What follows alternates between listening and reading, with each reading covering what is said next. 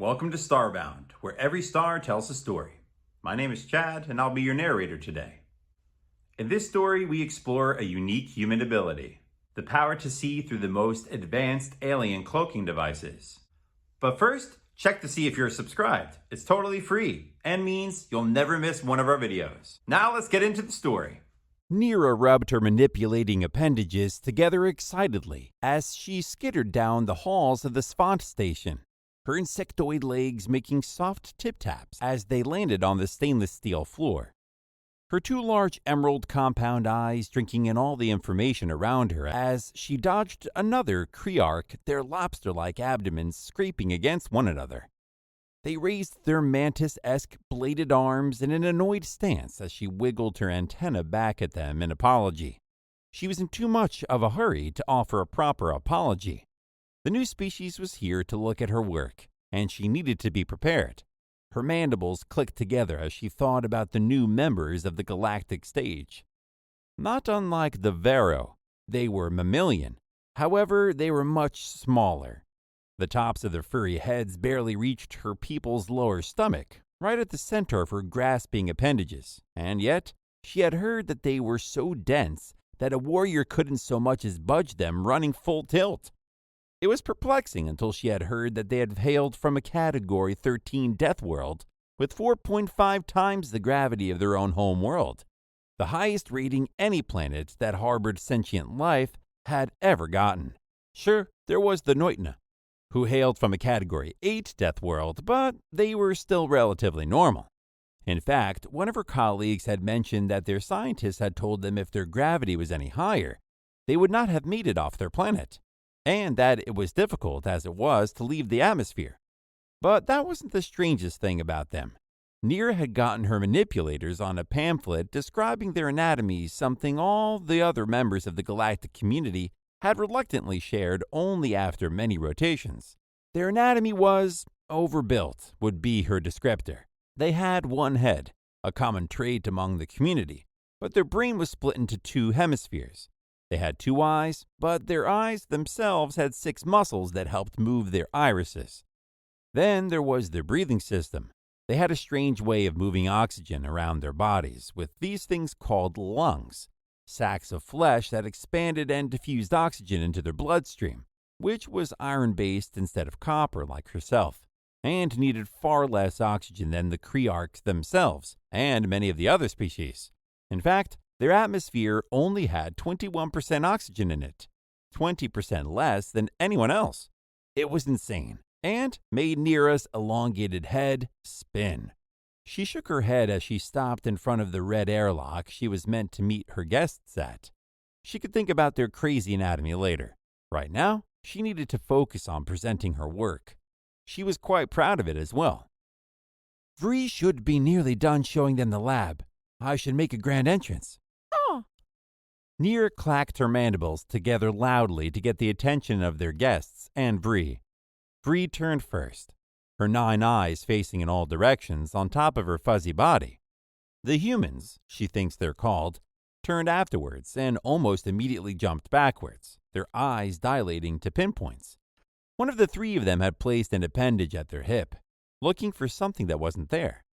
That one had a thick bar of fur above their mouth, stark white and seemingly well-groomed. The fur atop his head was also white, smoothed back and glistening in the light of the planet below and the lights above. "Fuck, it's a xenomorph," one of them whispered, their gruff voice not translating well through the translator. One of them had turned entirely white, a seemingly younger human with a green suit on. He kind of looked like a kronk leaf. His face was entirely hairless, while his head was adorned with bright gold fur, muttering to the one next to him. "Listen, if I get face-hugged, shoot me. Just fucking shoot me." The one wearing green muttered to the one in gray, their face bright green. The one being spoken to was swallowing hard and shaking, possibly a fear response.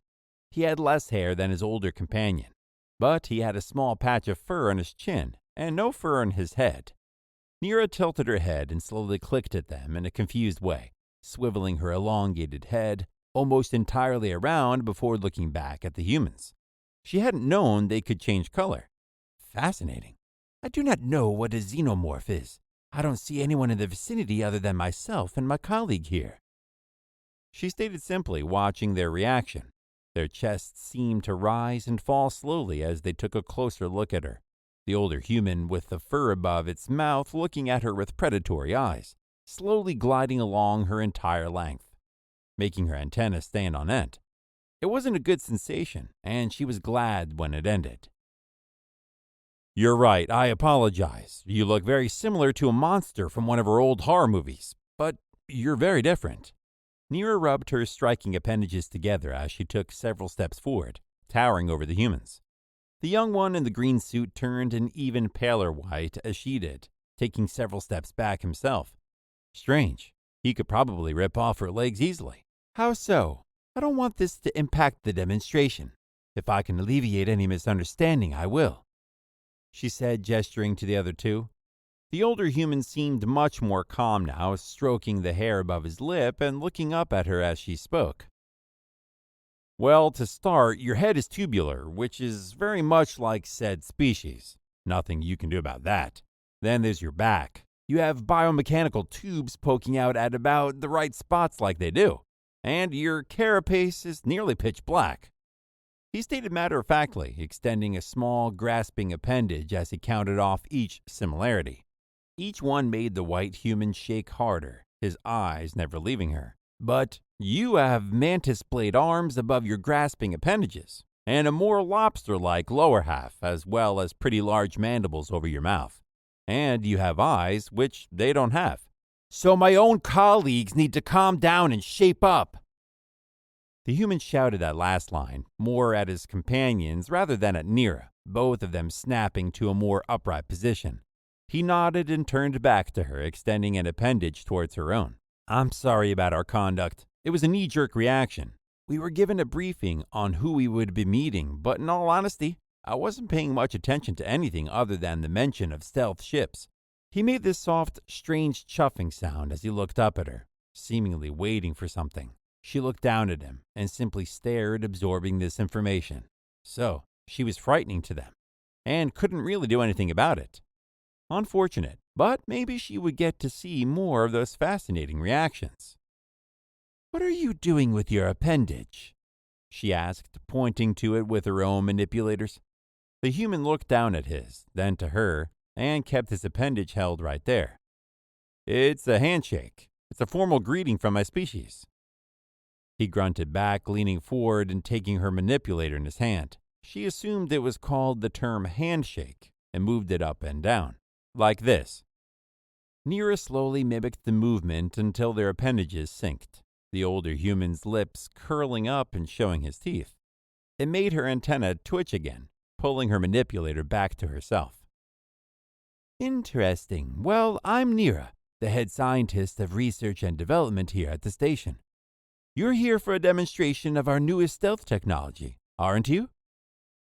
She clicked coyly, watching them as she skipped right ahead to the beginning of the presentation. The older human's eyes narrowed as the two younger ones smoothed their suits, the one in green no longer a pale white, the one in gray a more pink color now. Yes, we are. Strange way to jump into the conversation, he growled, the translator still having trouble picking up his voice. Don't be a grumpy bastard, Todd. She's a scientist, not a damn door-to-door salesman. The eggs head at home are just as awkward. The one in green bluntly told the older human, Todd, is what his name was apparently. Nira was loving all this new information she was getting about the humans. Todd slowly looked back at the man in green without emoting, a shit-eating grin plastered on the human in green as he grunted. Fair enough. Guess I should cut her some slack. His chest expanded and shrank again before he flung his arm outward and gestured for Nira to move forward, or she assumed so. It was quite similar to the Varro's gesture of get on with it. All right, lead the way, Miss Nira. Nira excitedly turned and clicked twice towards Vree, who squealed back and hopped away. This was Nira's show, and Vree knew that.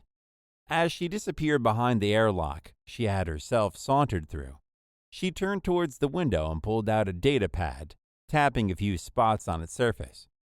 Well, it's a good thing we have this amazing view, isn't it? Great backdrop for some science," she exclaimed excitedly as 4 long ships started coming around the edge of the planet. They looked almost like spearheads with crescent wings sprouting from fiery back ends. The sharp tips pointed towards the front, their silvery surface sparkling in the light of the planet. One of the humans made a high-pitched sound beside her as the ship grew closer. "Well, I'll give you this. Your vessels are beautiful." The human in gray muttered, eyes finally looking away from her as his eyes locked onto the ships. Todd seemed to stroke the fur above his lip again. Nero was starting to suspect it was a habit he had when he was thinking, and also appeared to be appreciating the ships. They slowly came to a stop several cricks away from the station, far enough away not to be affected by its gravitational pull. The grav generator did strange things to ships under a certain size when they got too close. But I'm not seeing much stealth, Todd grunted, turning to Nero with an expectant look. She bounced up and down in agreement, her flared tail slapping the ground with light thunks. "Yes, their stealth module's currently offline. I was hoping we could show off the rest of their abilities first. They are the first of their class built by my people, after all," she said mischievously. In all honesty, she just wanted to show off the work of her and her colleagues. They had all put their minds together for many rotations to make these ships, and that made her quite proud of her team. What other features are you going to show off? I thought this whole trip was to see your stealth modules, not to see you show off. I'm missing the BattleBot finale for this." Todd turned towards the one in green who had seemingly struck a nerve, walking over with heavy clangs coming from the metal floor as his much denser body put more stress on it. "Jeremy, let the lady show off her toys. You're already here. You can't miss your stupid show anymore." He struck the back of Jeremy's head, a pop sound coming from the impact as Jeremy rubbed the spot, wincing in pain and seemingly making a face as Todd looked at the human in gray. "Got anything to add, Walker?"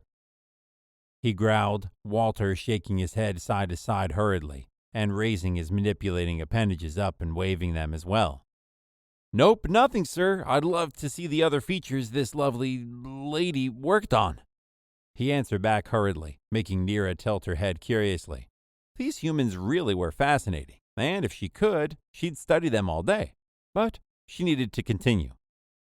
"Thank you, Todd. Well, we worked on quite a few things for these ships to do, like the new propulsion system."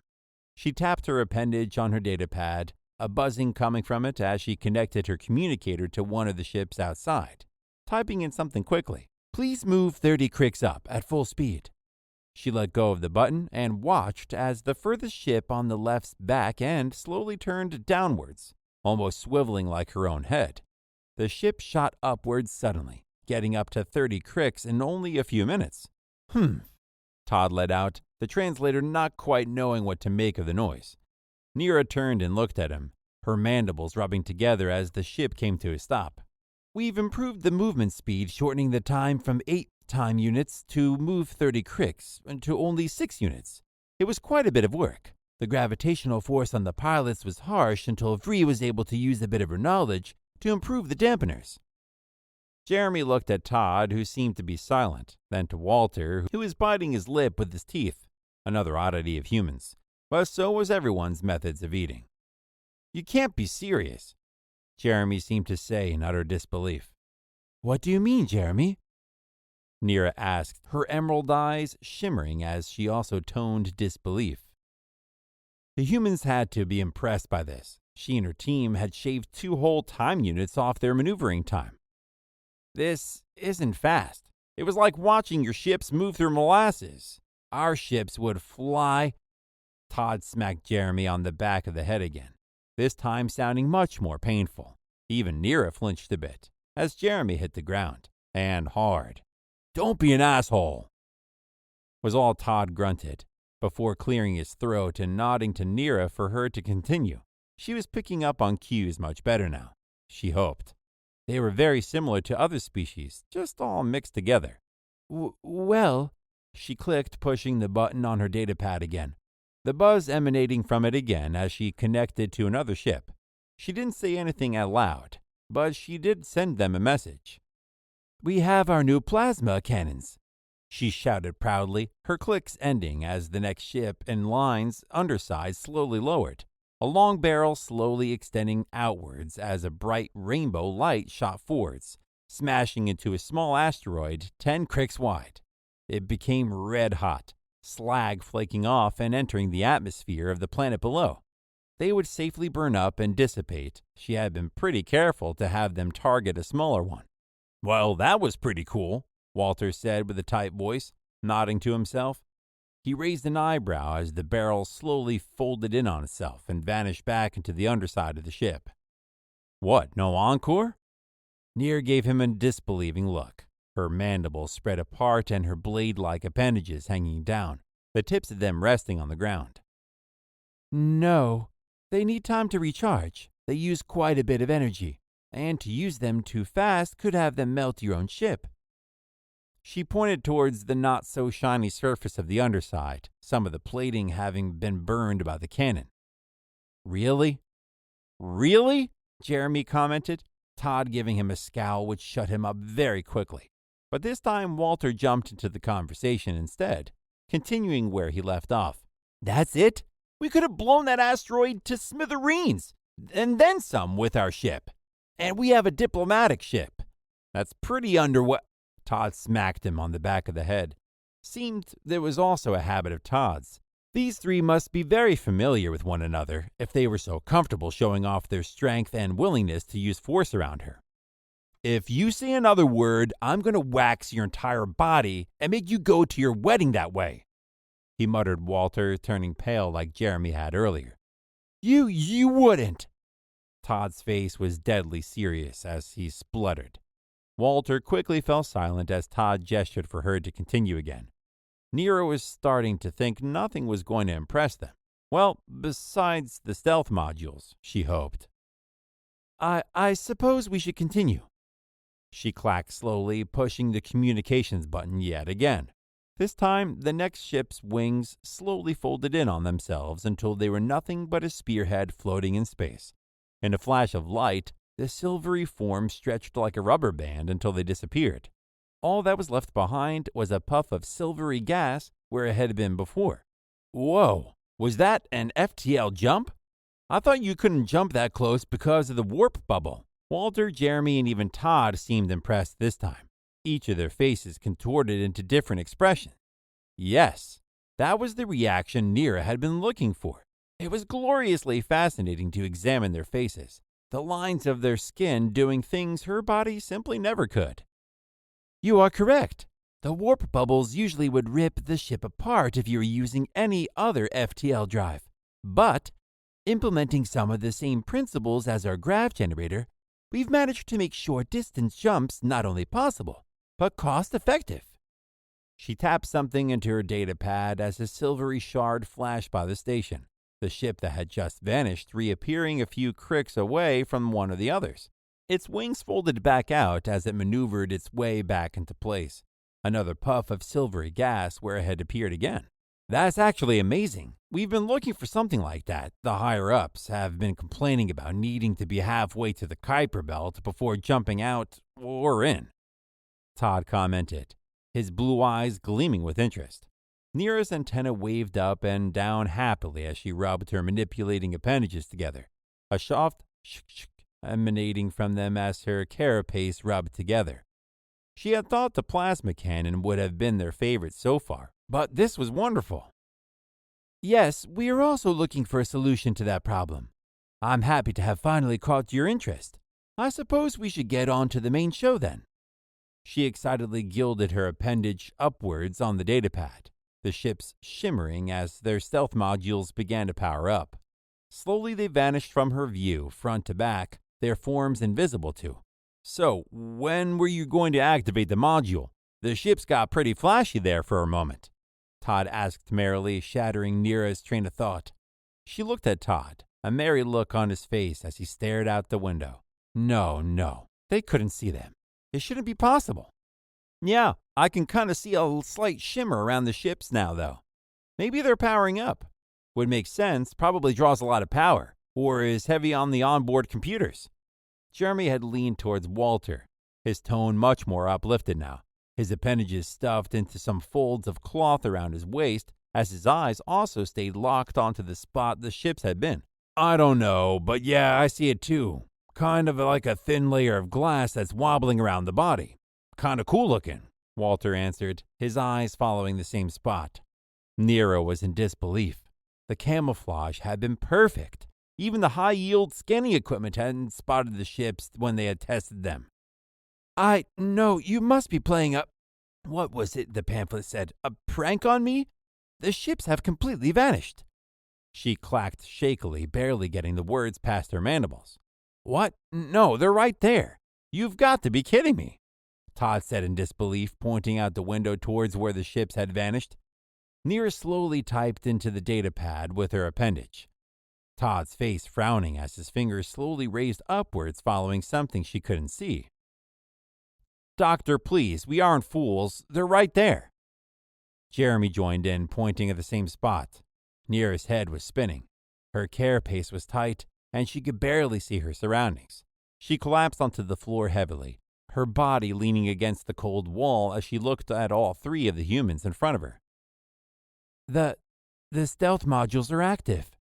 She turned the data pad, showing the status of the ships, pointing towards the green slider with her appendage. All three of their faces had the same expression, a slightly ajar mouth with squinting eyes. No, there's no way. You're messing with us because I was an asshole, aren't you? Jeremy stated furiously, throwing his hands up in the air. He was scowling now. It reminded her of Todd. Quite a lot, actually. He had the same folds of skin around his eyes when he scowled.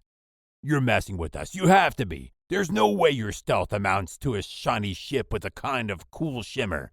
There's no fucking way I'm missing BattleBots for this shitty stealth.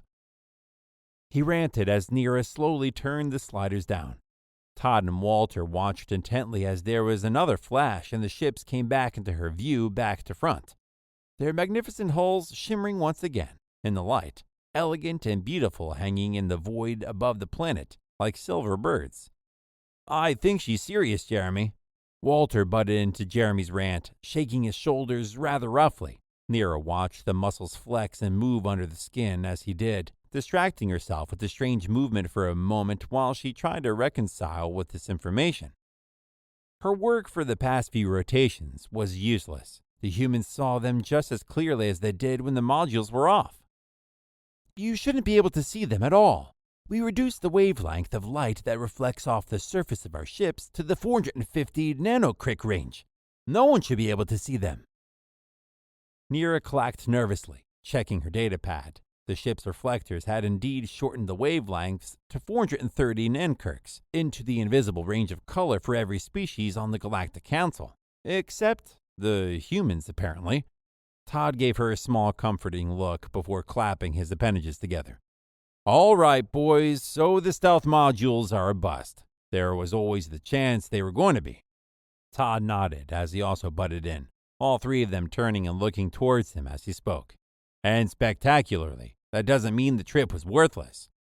All three of them tilted their heads, Todd gesturing outside and giving a small smile. Ah, that's what it was called, Nira finally remembered. That FTL jump tech, it would make us far more difficult to hit, track. Hell, it would even give us an upper hand against 90% of the galaxy. But Todd, we came here for stealth tech. What would we tell the bigwigs at home? Oops, sorry guys, turns out we just have way too good eyesight. Their stealth sucks. Oh yeah, but see this FTL drive?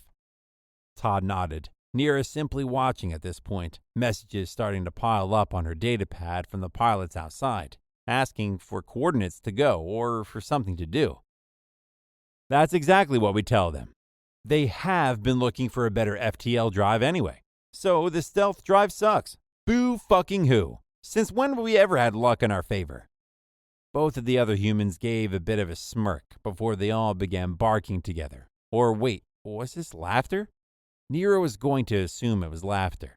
Otherwise, these humans had just gone insane in front of her, which, given they could absolutely rip her apart, would be very bad news for her.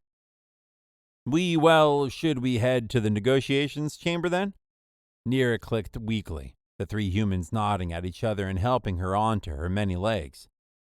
Lead the way, Doctor. I'm sure we can work something out. Months later, General Krokna had not believed the report Nira had sent to him, calling her a liar and a dirty traitor. There was no way the ships that had made her so proud of the research and development team had been so utterly and completely useless against their greatest threat. She tried to explain that the human visual spectrum was so much wider than theirs, that reducing the wavelength like she had would do nothing to inhibit them. Krokna had simply screeched into her face when she lied. The entire galactic community couldn't see those ships. He forced her to resign, ordered a personal ship to be built for himself, and went to prove her a fool. He warped to the edge of this soul space to prove a point, that he was going to sneak past all of their detection methods from the very edge of their home system. So very confident he was unseen, undetected. He kept this confidence as he passed Neptune with no resistance, sending messages back to the Kriarch Council of his successful infiltration, constantly berating Nira's idiotic report. They must have been faking it, just an extremely lucky guess as to where the ships were. Ignoring that she had spent several rotations to make this stealth module, giving her no reason to lie, his confidence only grew as he glided past Saturn, again with no resistance. However, as he slowly approached Jupiter, he began to feel as if he was being watched. He could see slight shimmers at the edge of his vision as he grew closer to the massive gas giant, almost imperceptible. He could see much more activity here, a large metal ring slowly rotating around one of its moons. And then, without warning, he was promptly obliterated in a hail of explosions. His ship just pretty shrapnel floating around one of Sol's gas giants. The last word he heard moments before his death? We see you.